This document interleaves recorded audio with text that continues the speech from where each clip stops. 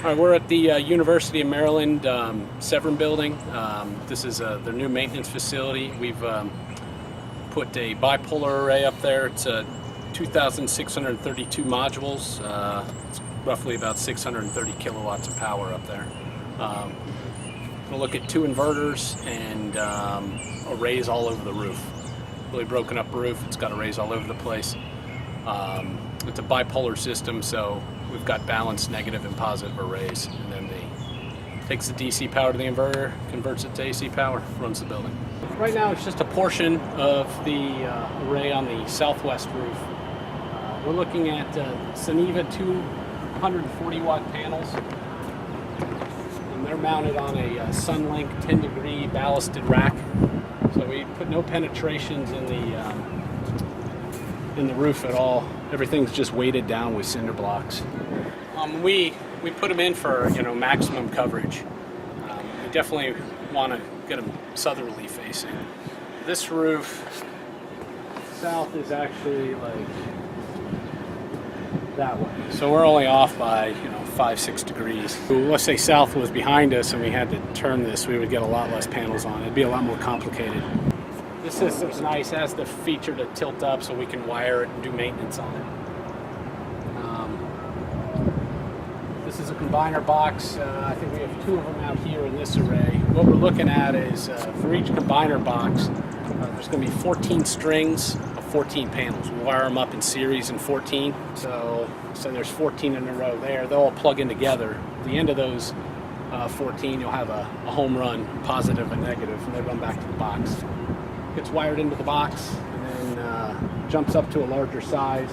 It gets fed over to these junction boxes. From there we split off the hots and the negatives. The negatives we don't need in a bipolar system, so we tie them into an array combiner, a remote PV tie combiner system. And basically the whites, the neutrals, will just land there. And then there's just a combo wire that runs out of that.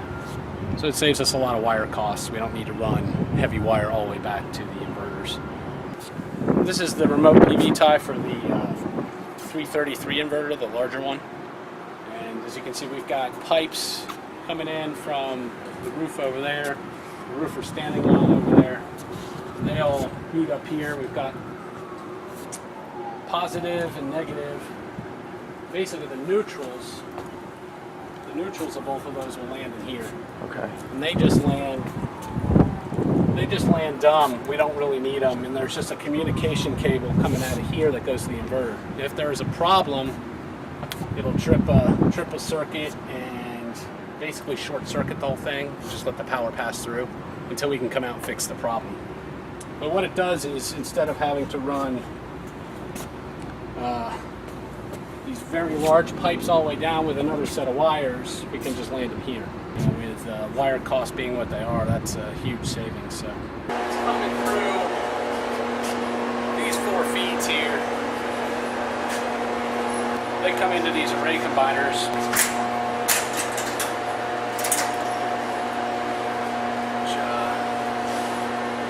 Wow. They jump up to a larger wire size. We've got monitoring here in each of the boxes, and that way we can kind of get an array level view of what's going on, what we're being fed, if we can do monitoring from that, and diagnose if there's any problems, see if we're producing what we should be. It goes through this communications gear over to the locus box we have over there. These are the inverters. This is kind of the heart of the system. It takes the DC power and syncs it up with what's coming off the grid and turns it into AC. Well, these 2 get fed into this accumulation panel and over to the breaker. This breaker here, so the building can